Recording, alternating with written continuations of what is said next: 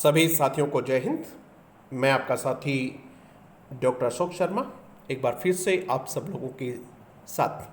आज के इस सेशन में हम doctor Ashok Sharma pre read English, जिसका आयोजन हमने कल 11 अप्रैल संडे को किया था, उस पेपर का डिटेल्ड सॉल्यूशन करेंगे।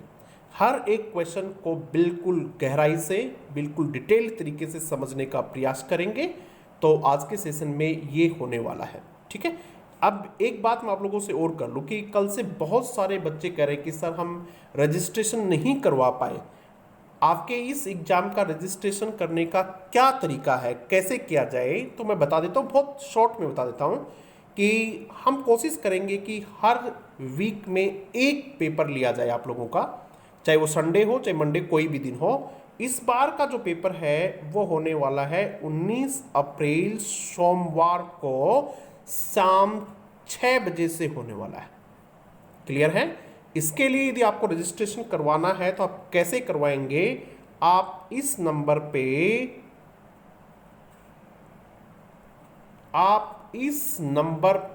एक मैसेज करेंगे 9521725483। इस नंबर पे आप एक मैसेज करेंगे, व्हाट्सएप मैसेज करेंगे। उस मैसेज में आप अपना नाम लिखेंगे और आप कौन से डिस्ट्रिक्ट से हैं ये लिखेंगे। बस इतना ही लिख के भेज दें, नाम और कौन से डिस्ट्रिक्ट से आप हैं ये लिख के भेज दें। उसके बाद आपको 19 तारीख को शाम 5 बजे के लगभग आपको एक लिंक भेजा जाएगा। गूगल ड्राइव का जो लिंक होता है वो भेजा जाएगा। 6 बजे वो लिंक एक्टिवेट हो जाएगा। 6 बजे आप पेपर देना शुरू कर देंगे। 6:30 बजे तक आप पेपर दे पाएंगे। 6:30 बजे वो लिंक बंद कर दिया जाएगा। 6:30 बजे से पहले आप सबमिट कर देंगे। उसके बाद या तो दूसरे दिन या उसी दिन 2 घंटे 3 घंटे के बाद आप सब लोगों को आपके मार्क्स बता दिए जाएंगे। और न केवल मार्क्स बल्कि आपको रैंक भी बता दी जाएगी कि आपकी कौन सी रैंक है, ठीक है। तो ये रहेगा हमारे रजिस्ट्रेशन का तरीका, ये रहेगा एग्जाम का तरीका। अब हम फटाफट इसका सोल्यूशन करते हैं। जो पहला जो क्वेश्चन है वो देखिएगा आप लोग, कौन सा क्वेश्चन है। पहला फोनेटिक्स से पहला क्वेश्चन है। द फोनेटिक बोलेंगे इसको, फोनेटिक कोई नहीं बोलेगा। The phonetic symbol for the underline letters in the word, आगे वर्ड लिखा हुआ है, ये वर्ड लिखा हुआ आगे और इसमें कुछ अंडरलाइन किया हुआ है। आपको जो पेपर मिला था उसमें इस प्रकार से था JUDGES और इसको ब्रैकेट में दिया हो, तो वो एक ही बात है, यहाँ अंडरलाइन किया हुआ है। आपको बताना है कि ये जो साउंड है ये कौन सी साउंड है, या फिर ये जो लेटर्स हैं इनका फोनेटिक ट्रांसक्रिप्शन क्या है, इनका सिंबल्स क्या होगा। समझ में आ गई? अब आपको बताता हूँ ये क्वेश्चन किस प्रकार का है। ये क्वेश्चन इन्फ्लेक्शन का, एस या ES जोड़ के या तो वर्ब के साथ जोड़ते हैं या फिर नाउन के साथ जोड़ते हैं, ठीक है। और जब किसी वर्ब या नाउन के साथ एस या ES जोड़ते हैं तो उसका सही प्रोनाउंसिएशन क्या होना चाहिए, उसका सही उच्चारण क्या होना चाहिए। इसके 3 उच्चारण होते हैं, इसलिए ये एग्जाम में पूछा जा सकता है। इसका पहला जो उच्चारण होता है वो होता है इसका, मान लेते हैं पहला उच्चारण हम इसका से मान लेते हैं कि इसका क्या होता है। एक उच्चारण से होता है, एक उच्चारण जय होता है और एक उच्चारण इज होता है। 3 उच्चारण होते हैं इस अकेले के। कब कब वो 3 होते हैं, तो सबसे पहले हम देखेंगे इज का, क्योंकि एग्जाम का इसका जो आंसर है वो इज वाला है, यानी इसका बी आंसर है। क्यों है इसका बी आंसर वो देखते हैं। जब वे शब्द जो किससे एंड होते हों, या तो च से एंड होते हों, किससे, च से या फिर से, एक ही बात है, जैसे DZ जेड या जेड, वे वर्ड जो से, च और जैसे अंत होते हों, किसे, से, च और या फिर जैसे जिनका अंत होता हो, यदि उनके साथ एस या ES लगा जाए तो उसका जो ट्रांसक्रिप्शन होता है वो इज होता है। आई इस प्रकार से इसको इज लिखेंगे, ठीक है। हमारा जो है ये किससे है, JUDGE, किससे अंत हो रहा है, जज, जैसे अंत हो रहा है। इसका जो ट्रांसक्रिप्शन होता है वो इस प्रकार से होता है। जज का ट्रांसक्रिप्शन आप जानते हैं, बहुत बार एग्जाम में पूछा हुआ भी है। जज, इस प्रकार से जज का ट्रांसक्रिप्शन होता है।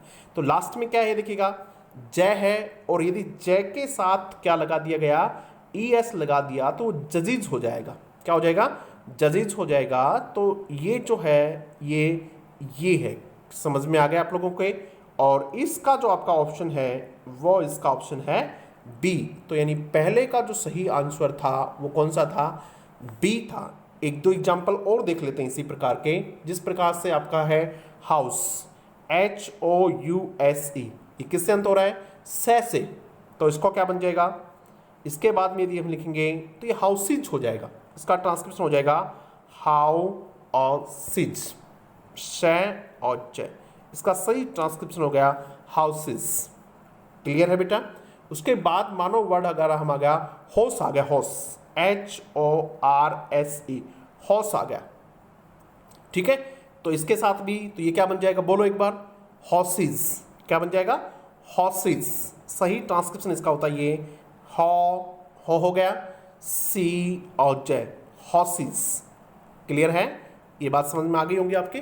तो पहले का आंसर बी क्यों हुआ ये आपको यहां पता चल गया होगा। अब देखिएगा इसके दो ट्रांसक्रिप्शन और भी होते हैं, एक से होता है और एक के जय होता है। इसकी चर्चा हम जब आपको फोनेटिक्स पढ़ाएंगे तब करेंगे, अदरवाइज वीडियो बहुत बड़ा हो जाएगा।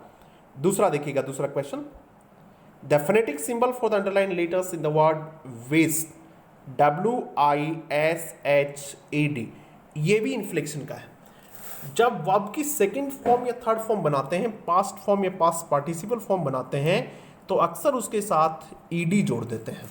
ठीक है, इसके भी कितने ट्रांसक्रिप्शन होते हैं, 3 ट्रांसक्रिप्शन होते हैं इसके भी। कौन कौन से, डे, या तो डे बोला जाएगा वो, या इट, ठीक है, और या क्या बोला जाएगा, टे बोला जाएगा। 3 ट्रांसक्रिप्शन होते हैं इसके भी। डे भी बोला जा सकता है, इट भी बोला जा सकता है, और टे भी बोला जा सकता है। यहां क्या बोला जाएगा ये देखेंगे अपन। एक्चुअली ये है वेस्ट। क्या है ये, वेस्ट, WISHED। ठीक है, तो ये जो है ये टे की साउंड है ये। ठीक है, समझ में आ गई होगी आपके। इसका जो ट्रांसक्रिप्शन होता है वो ये होता है वे से, ये से आएगा देखिएगा, वेस्ट। तो ये टे है, तो समझ में आ गई होगी बात आपकी। तो इसका सही ट्रांसक्रिप्ट कौन सा है इसमें, टे ऑप्शन, इसका ये आंसर सही है, ए आंसर। ठीक है, क्यों सही है ये दोबारा देख लो। वे वर्ड्स जिनके अंत में पे, टे, के, चे, शे, शे, है, फे और थे आते हो, ये ज़्यादातर वॉइसलेस साउंड है। क्या है ये, वॉइसलेस साउंड है। और यदि उनके बाद में ED लगा जाए तो वो सब क्या बोला जाएगा, टे बोला जाएगा। कौन कौन से लेटर हैं वो, पे, टे, के, चे, से, है, फे और थे, ये हैं वो सारे के सारे। ठीक है, तो इनके साथ यदि ED लगेगा तो क्या बोला जाएगा, वो टे बोला जाएगा। समझ में आई बात आपके ये। एक दो एग्जाम्पल और देख लेते हैं। पिक्ट, PICKED, पिक्ट, तो इसको भी क्या बोलोगे, पिक्ट बोलेंगे। पी, पे, ये ई की मात्रा, कै और टे। इसका सही ट्रांसक्रिप्शन क्या है, पिक्ट ट्रांसक्रिप्शन है इसका। क्लियर हो गई बात। और देख लेते हैं एक वर्ड और देखते हैं, विस। विस का तो दिया हुआ है, शॉप देख लेते हैं, SHOPPED, शॉप्ड। ठीक है, तो इसका ट्रांसक्रिप्शन क्या होगा, ये से होगा इसमें, ओ, पे और टे, शॉप्ड, ये टे होगा। ठीक है, समझ में आ गई बात आपके। अब इसके 2 ट्रांसक्रिप्शन होते हैं, एक कौन सा, डे, ठीक है, और एक कौन सा होता है, इट। ये जब हम आपको फोनेटिक्स पढ़ाएंगे उस दिन इसकी भी चर्चा जरूर करेंगे। देखो, यदि आपको ठीक लग रहा हो कि आपके साथ मेहनत हो रही है तो एक बार आप इसको शेयर जरूर से जरूर कर दें, ताकि बाकी लोगों तक भी ये सब चीज़ें पहुंच जाएं। ये आपकी नैतिक जिम्मेदारी बनती है। जब मैं आप लोगों के लिए इतनी मेहनत करता हूं तो स्वाभाविक रूप से आपकी जिम्मेदारी बनती है कि आप इसको बाकी लोगों तक भी पहुंचाएं और इसको शेयर करें। Thank you. आगे देखिएगा, तीसरा क्वेश्चन क्या है, the phonetic symbol for the underline letters in the word. ये देखिएगा क्या लिखा हुआ है, SOLDIER, क्या बोलोगे इसको?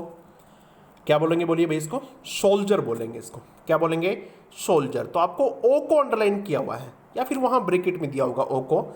आपको पूछा है कि ओ की साउंड क्या है। देखिए, जब तक आप ट्रांसक्रिप्शन नहीं करेंगे आपको साउंड समझ में नहीं आएगी। कई बच्चे कहते रहते हैं कि सर जी ट्रांसक्रिप्शन तो सिलेबस में ही नहीं है, आप क्यों करवा रहे हो? अरे भाई, ट्रांसक्रिप्शन नहीं करेगा तो साउंड कैसे पता करेगा, बता। तो इसका ट्रांसक्रिप्शन लिखेंगे पहले हम। इसका ट्रांसक्रिप्शन होता है शौल्जर। शाउल, ये है इसमें ओ की मात्रा, शौल्जर। और ये जय आएगा कौन सा? DZ वाला, सोल्जर। ये इसका सही ट्रांसलेशन। आर नहीं लिखोगे तो चलेगा, आर साइलेंट होता है, सोल्जर। ठीक है, तो अब आंसर पता चल गया आपको। ये कौन से में है? ये इसमें है, सी में। तो इसका सही आंसर सी में। चलो एक बात और बताओ, एक वर्ड और होता है SHOULDER। इसका ट्रांसक्रिप्शन क्या होगा?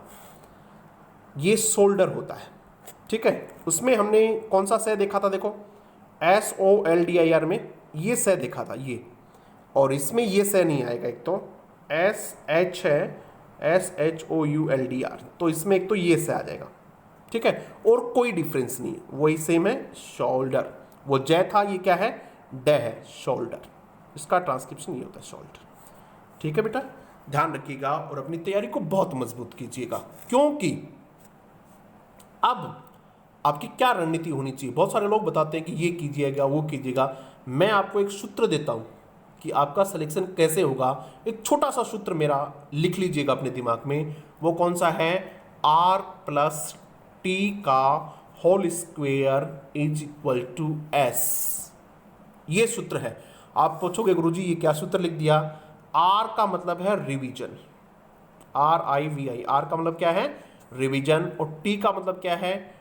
टेस्ट। और होल स्क्वेयर का मतलब है ये बार बार करो, whole square cube, whole square cube, मतलब बहुत बार करो।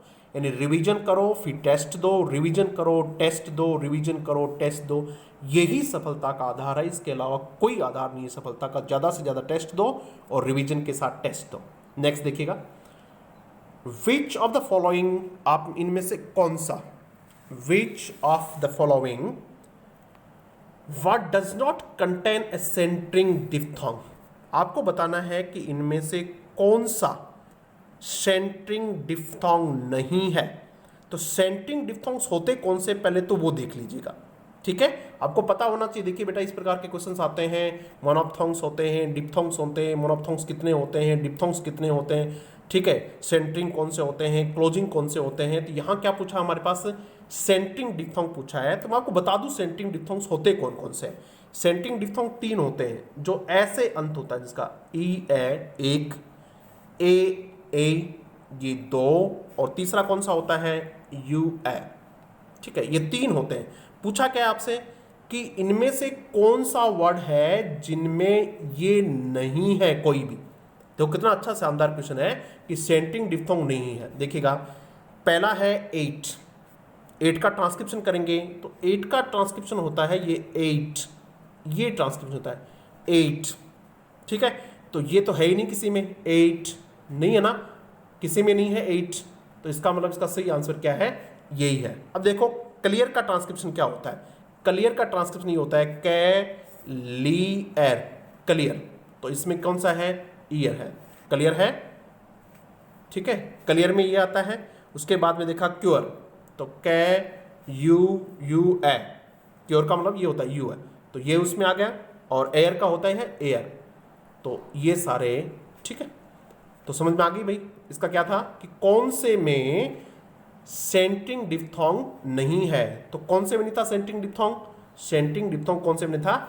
8 वाले में सेंटरिंग डिप्थोंग नहीं था। नेक्स्ट क्वेश्चन देखते हैं, क्या देखिएगा, question number 5, which of the following is not a form of short story.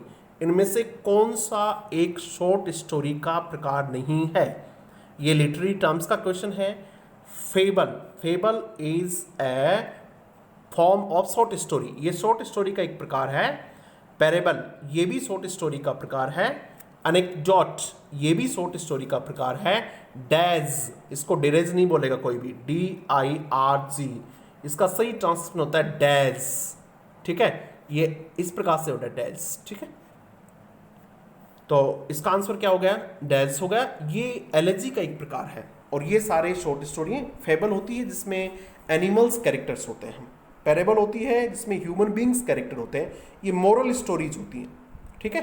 Anecdotes होती है जिसमें कोई घटना का वर्णन होता है, शॉर्ट स्टोरी शॉर्ट घटना का वर्णन होता है, एनेक्डोट होती है। 5 तक क्लियर हो गया। उसके बाद हम आगे बढ़ते हैं। Which of the following points ends his sonnets with a rhyming couplet? इनमें से कौन सा पॉइंट अपनी सोनेट का अंत एक राइमिंग कपलेट के साथ करता है? सोनेट बेटा कितने प्रकार की? 2 प्रकार की मान लेते हैं, एक मिल्टोनिक सोनेट और एक शेक्सपियरियन सोनेट, ठीक है। मिल्टोनिक सोनेट को Petrarchan sonnet, classical sonnet, regular sonnet कई प्रकार से जानते हैं। शेक्सपियरियन सोनेट का दूसरा नाम है इंग्लिश सोनेट, जो शेक्सपियर लिखा करता था। शेक्सपियरियन सोनेट है, उसकी जो स्टेंजेक स्ट्रक्चर है उसमें 3 क्वाट्रेन होते हैं। क्वाट्रेन 4 लाइन की एक स्टेंजा होता है और एक कपलेट होता है।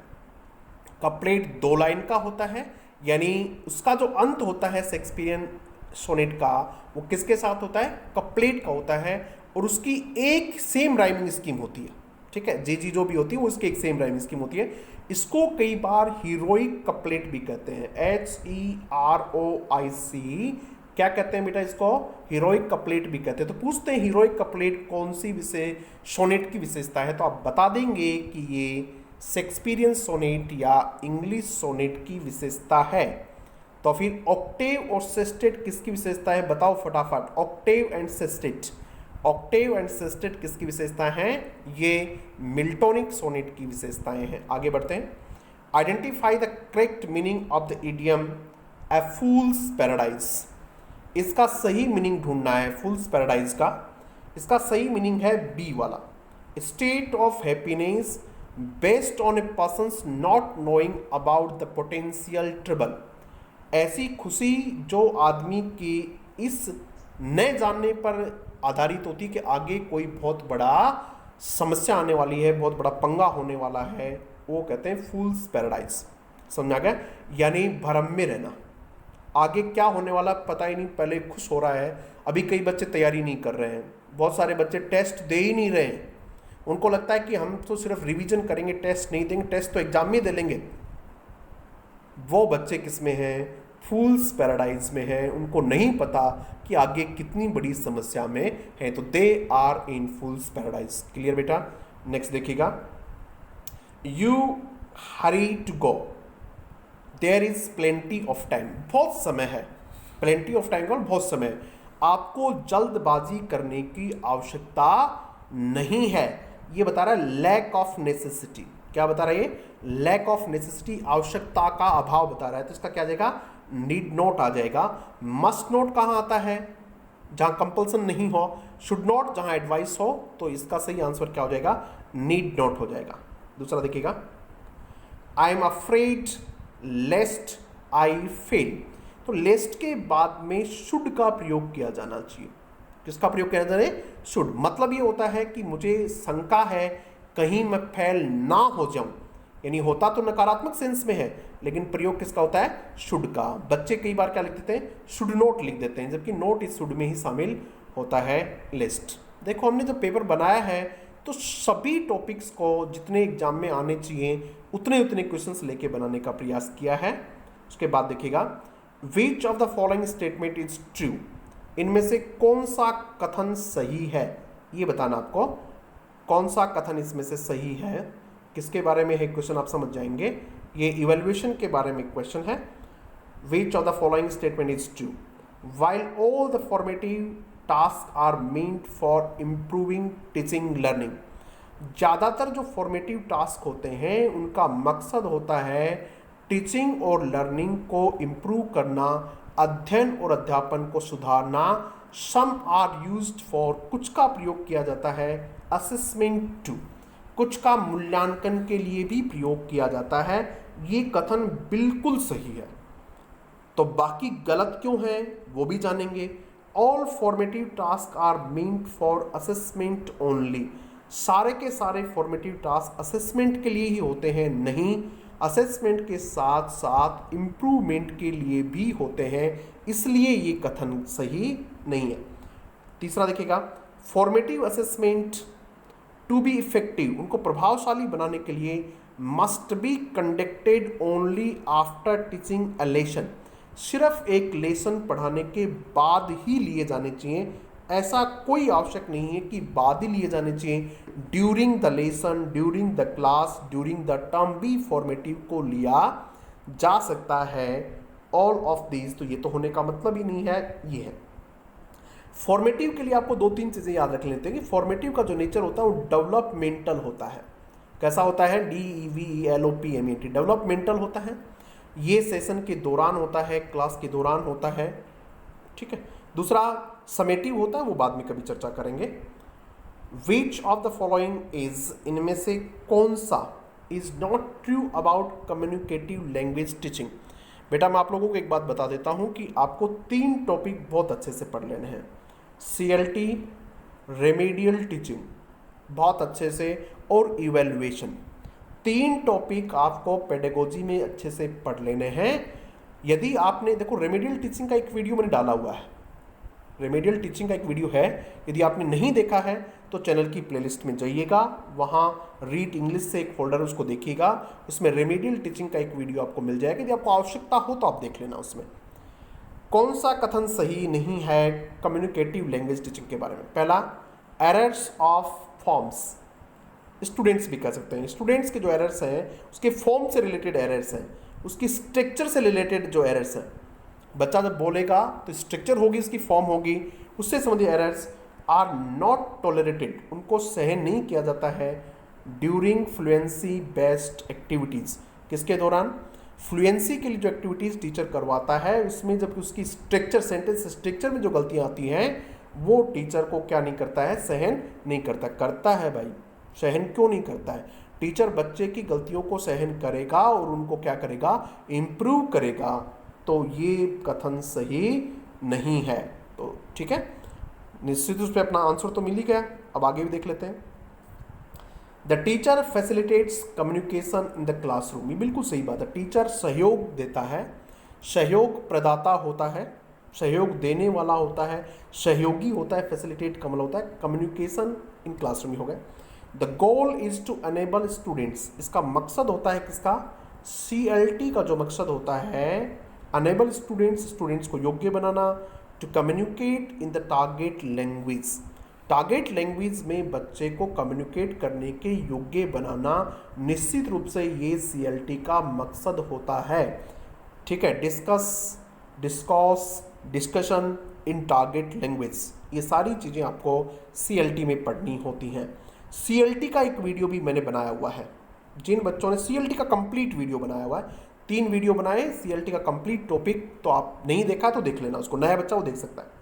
जिसने देख लिया वो कोई बात नहीं है, जिसने पढ़ लिया वो भी कोई बात नहीं। The teacher evaluates not only the students accuracy but also their fluency, ये भी सही बात है। CLT में न केवल स्टूडेंट की एक्यूरेसी देखी जाती है बल्कि उसकी फ्लुएंसी भी देखी जाती है, उसका फ्लो भी देखा जाता है। नेक्स्ट क्वेश्चन देखिएगा भाई।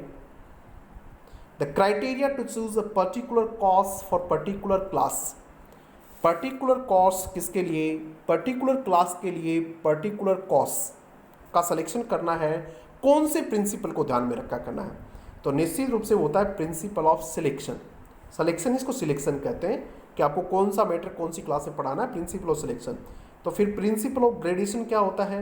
ग्रेडेशन ग्रुपिंग होता है, ठीक है, चीज़ों को ग्रुप में करके पढ़ाना। प्रॉपर ऑर्डर, पहले कौन सी बाद में कौन सी, और मोटिवेशन आप जानते ही हैं। तो ये था इसका। Question number 13, the communicative approach to teach English focuses on, ये किस पे फोकस करती है? देखते हैं अभी किस पे फोकस करती है। पहला आंसर है the structural accuracy of the sentence, नहीं, इसका स्ट्रक्चर पे ज़्यादा फोकस नहीं होता है, सेंटेंस के स्ट्रक्चर पे इसका ज़्यादा फोकस नहीं होता। Correct pronunciation of the word, हाँ प्रोनाउंसिएशन पे तो होता है इसका फोकस। आगे देखते हैं। Linguistic competence plus an ability to use the language appropriately, इसका सही आंसर है। लिंग्विस्टिक कॉम्पिटेंस भी होनी चाहिए बच्चे में, यानी भाषा के बारे में जाने भी और उसको सही तरीके से यूज भी कर ले, ये इसका सही आंसर होता है। तो इसका सही आंसर ये हो जाएगा। ये तो नहीं होता है बिल्कुल भी डी वाला, तो the practice of selected and graded structures, ऐसा नहीं होता है, तो इसका सही आंसर ये होगा। नेक्स्ट क्वेश्चन देखिएगा, विच of the following is not formative assessment. दो प्रकार के असेसमेंट होते हैं, फॉर्मेटिव और एक समेटिव। तो इनमें से कौन सा फॉर्मेटिव असेसमेंट नहीं है? टर्म एंड असेसमेंट पहला ही नहीं है। टर्म एंड यानी टर्म के एंड में, सेशन के एंड में जो होता है उसको समेटिव कहते हैं, SUMMATIV, क्या कहते हैं उसको? समेटिव कहते हैं। तो ये नहीं है, आंसर मिल गया। इसका मतलब बाकी सब क्या है? फॉर्मेटिव असेसमेंट के टूल्स हैं, फॉर्मेटिव असेसमेंट है। कई बार ये भी पूछ सकता है, बाकी और दे दे, इनमें से कोई दे दे कि फॉर्मेटिव कौन सा, तो ये भी पता होना चाहिए। एनेक्डोटल रिकॉर्ड्स, बच्चे का रिकॉर्ड रखा जाता है, पोर्टफोलियोज, ओरल टेस्टिंग, ये सारे किसके हैं? फॉर्मेटिव असेसमेंट के टूल्स होते हैं, टेक्निक्स होती हैं। आगे देखिएगा, remedial teaching is for, remedial teaching किन के लिए होती है?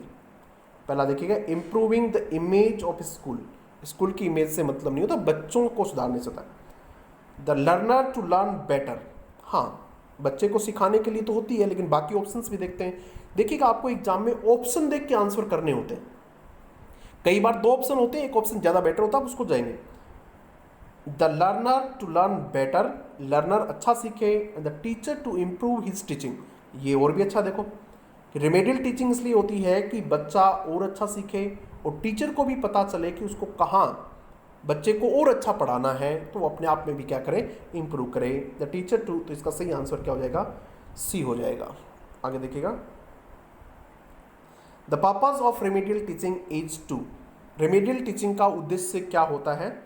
To introduce new language item, नहीं, बिल्कुल नई चीज़ का इंट्रोड्यूस करना उसका मकसद नहीं होता है। टेस्ट रिसेंटली टॉट आइटम्स, ये भी उसका मकसद नहीं होता है, अभी अभी पढ़ाए हुए बच्चों चीज़ों को टेस्ट करना। Teach again the language items not properly learned, उनको वापस पढ़ाना जो ठीक ढंग से नहीं पढ़े गए हैं। जिन बच्चों को ठीक से समझ नहीं आया उनको वापस पढ़ाना ही क्या है? रेमेडियल टीचिंग है। Teach again the language items already learned, already learned है उसको क्यों पढ़ाना है? तो इसका सही आंसर क्या हो जाएगा? सी हो जाएगा। उसके बाद देखिएगा, remedial teaching is part of, बहुत ही कंफ्यूजिंग क्वेश्चन है। बहुत सारे लोग कहते हैं कि समेटिव का भी पार्ट होती है, फॉर्मेटिव का भी पार्ट होती है, क्लास टेस्ट का भी, उसका आंसर होना चाहिए ऑल ऑफ द अबव। नहीं, ये कंफर्म है कि इसका आंसर क्या होना चाहिए? फॉर्मेटिव असेसमेंट होना चाहिए। रेमेडियल टीचिंग जो है वो सुधारात्मक होती है, ठीक है। समेटिव असेसमेंट इन लास्ट हो गया, उसके बाद सुधार की कहाँ जरूरत है? ये तो टर्म एंड होता है, तो इसका रेमेडियल टीचिंग जो थी किसका पार्ट होती है? फॉर्मेटिव असेसमेंट का पार्ट होती है, ध्यान रखिएगा। ये नया टॉपिक जोड़ा है, multilingual nature. The multilingual nature of Indian classroom must be used as resource, इसको एक संसाधन के रूप में काम में लेना चाहिए मल्टीलिंगुअल नेचर को। क्यों? ताकि क्या हो जाए?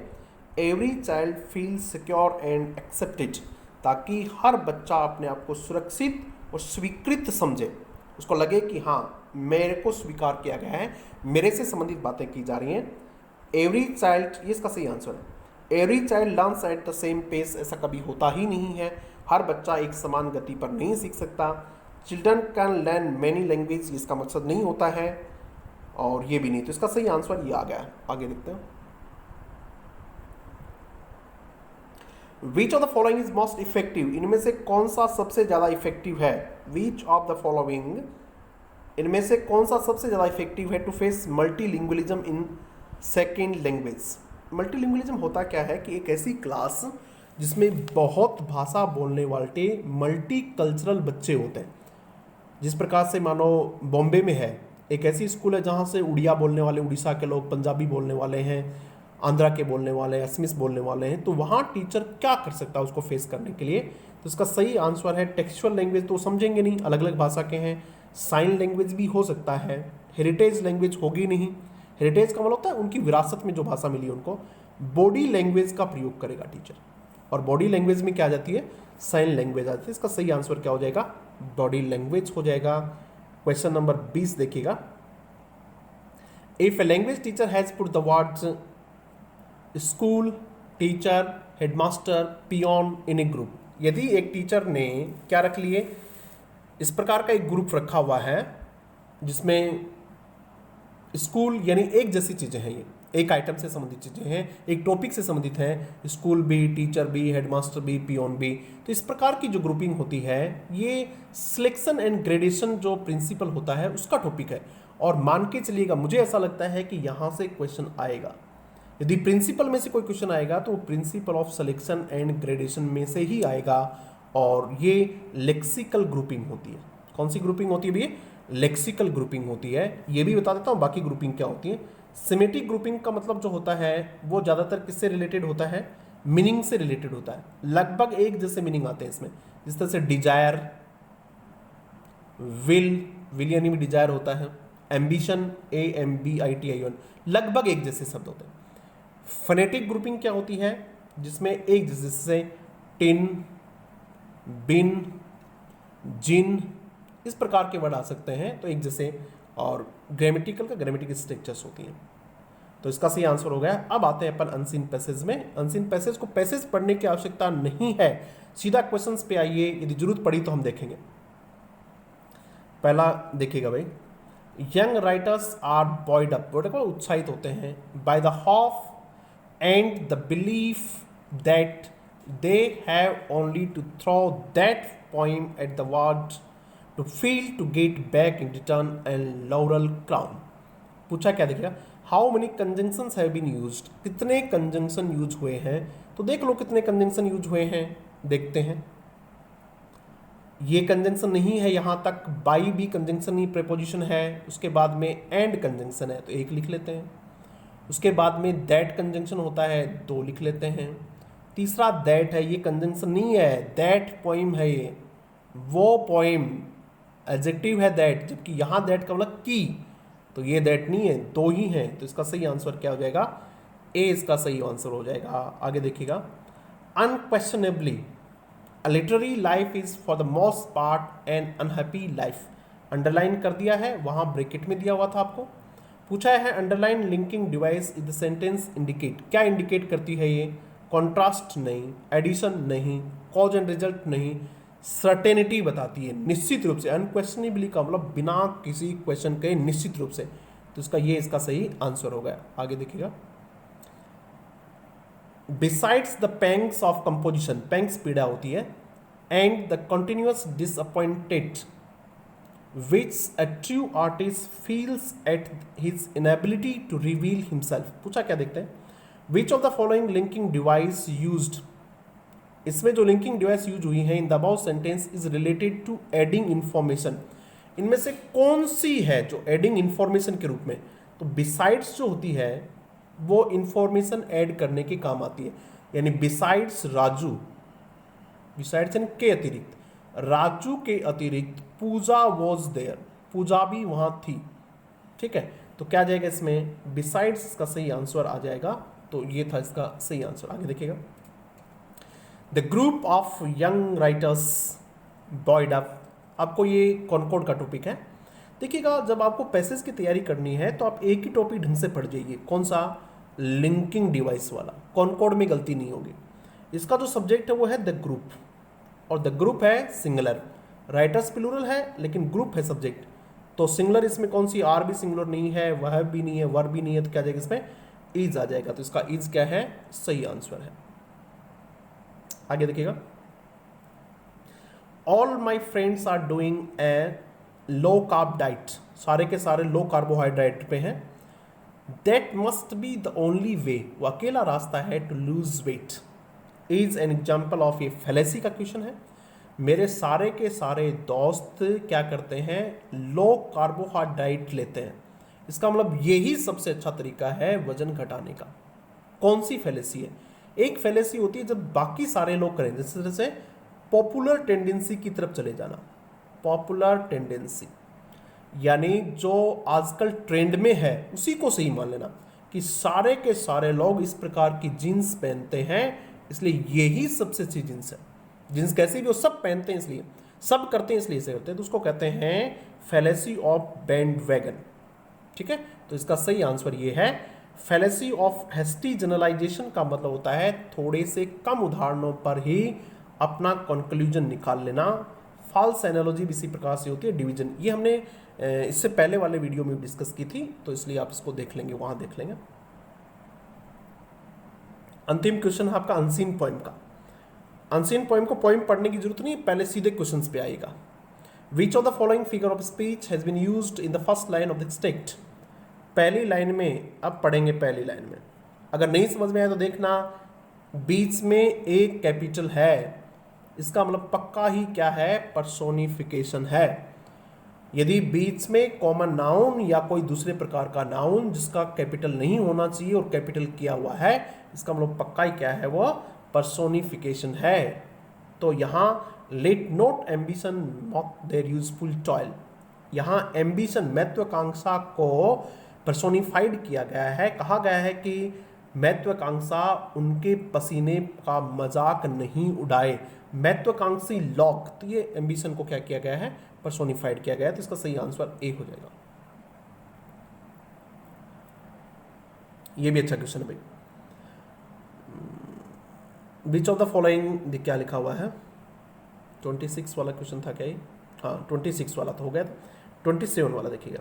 The above extract is an example of I rhyme, ये क्या होती है, परफेक्ट राइम, ये क्या होती है, स्लेंट राइम, ये क्या होती है। आई राइम का मतलब होता है कि स्पेलिंग एक जैसी लगेगी, मूव और लव, LOV, जबकि प्रोनाउंसिएशन इसका मूव होता है और इसका लव होता है। ये दिखने में राइमिंग स्कीम दिखती है जबकि है नहीं, इस प्रकार की राइमिंग स्कीम को आई राइम कहते हैं।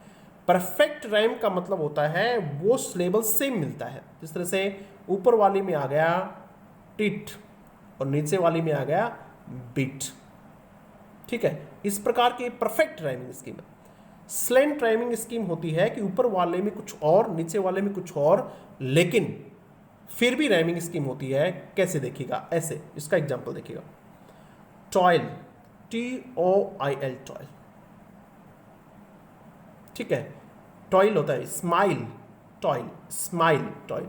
ये मैच कर रही हैं लेकिन परफेक्टली मैच नहीं कर रही हैं। क्या नहीं कर रही हैं, परफेक्टली मैच कर रही। इसमें OI है, इसमें I है, मैच नहीं कर रहा, लेकिन फिर भी राइम हो रही हैं। इसलिए इस प्रकार की राइम जो होती है उसको स्लेंट राइम कहते हैं।